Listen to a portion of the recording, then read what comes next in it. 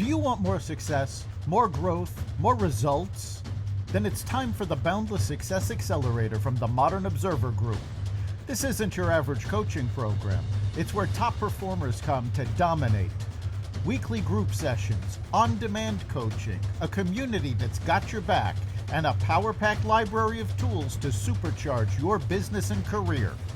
No more excuses, no more waiting. Get in, level up, and start building the life you've been dreaming about. Visit us at modernobserver.com/boundlesssuccess to join today. Let's get you to the next level. We're here because the news is being distorted. We're here because people are being inundated with misinformation on social media. We're here because people are being judged guilty until proven innocent. We are fighting back with facts. This is not a safe zone, so buckle up, Buttercup. This is the raw, naked truth.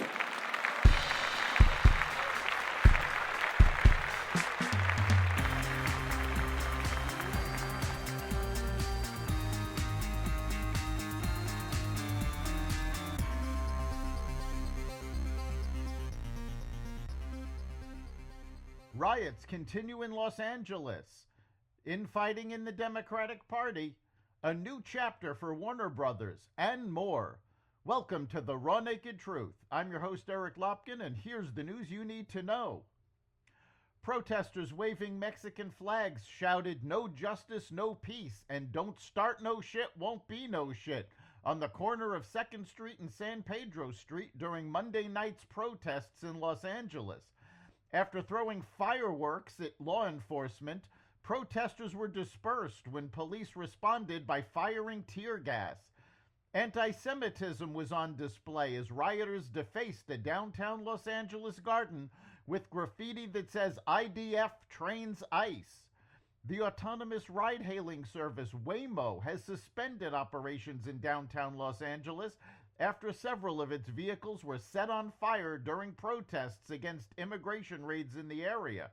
At least 5 Waymo vehicles were destroyed over the weekend, according to the company. Sheriff Chad Bianco of Riverside County said agitators are not protesting and criticized Democratic Governor Gavin Newsom for not taking appropriate action.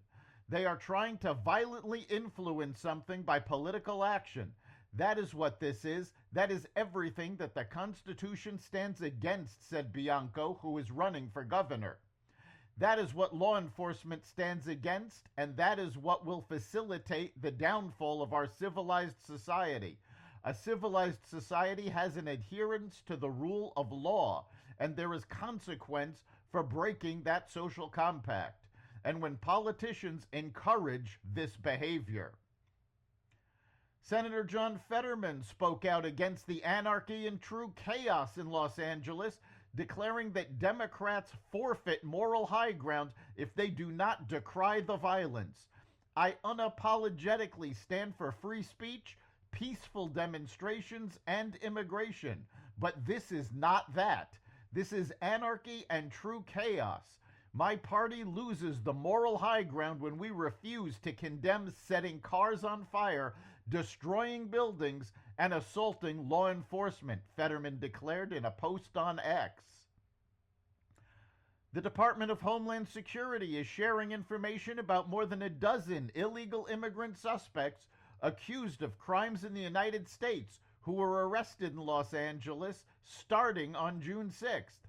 The agency released the suspect information after the violence broke out in downtown LA over the weekend in response to the ICE raids that resulted in hundreds of illegal aliens being arrested by ICE officers and agents, including many with a criminal history and criminal convictions.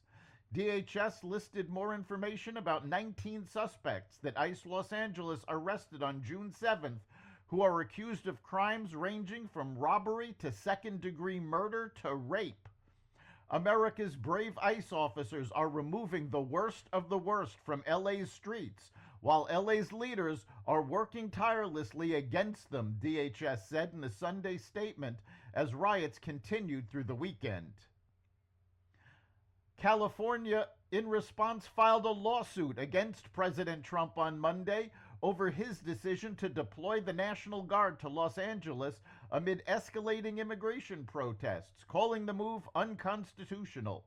About 500 U.S. Marines assigned to 29 Palms began deploying to Los Angeles on Monday to protect federal buildings. Defense officials said the Marines will not directly engage with protesters and will operate under U.S. Northern Command. While California officials and some media reporters have tried to describe the protests as mostly peaceful, the unrest has included assaulting law enforcement officers, the scorched Waymo self-driving cars, and widespread vandalism and arson. Protesters have been filmed spitting on and burning American flags while chanting profane slogans. Meanwhile, in contrast to Los Angeles, police in New York City arrested 24 anti-ICE protesters on Monday afternoon after they refused to leave Trump Tower in Manhattan during a demonstration inside. The demonstrators chanted, "Bring them back," while they occupied the lobby of the building. They also read the names of the illegal immigrants who were deported to the CECOT maximum security prison in El Salvador. No violence occurred. Israeli forces boarded a Gaza-bound aid boat carrying Greta Thunberg and other activists Monday, calling it a selfie yacht stunt and redirecting it to Ashdod, a major Israeli port. The group, part of the Freedom Flotilla Coalition, was intercepted before breaking the naval blockade. Defense Minister Israel Katz ordered that they be shown October 7th Hamas attack footage so they understand who they're backing. Photos showed IDF soldiers handing out sandwiches and water, with Thunberg seen smiling during the encounter. President Trump later criticized Thunberg, saying she should go to an anger management class and calling her a young, angry person. China's exports to the U.S. fell by the most since 2020 in May. The U.S. and Chinese representatives meeting in London this week in hopes of achieving a trade war truce have a lot to talk about and a lot at stake.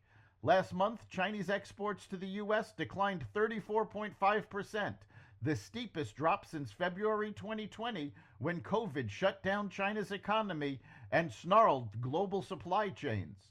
This dip occurred despite a temporary trade agreement reached May 12th, which led to lower but still elevated tariffs for 90 days. In this week's talks, which began yesterday and are expected to continue, China is hoping the U.S. will back down on tariffs and access to tech, while the U.S. wants China to allow more exports of rare earth minerals.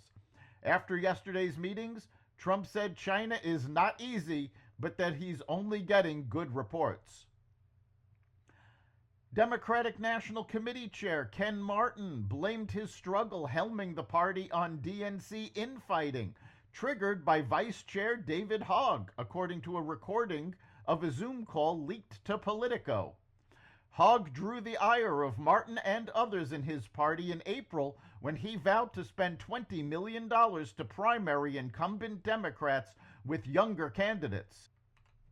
"You essentially destroyed any chance I have to show the leadership that I need to," Martin told Hogg during the call.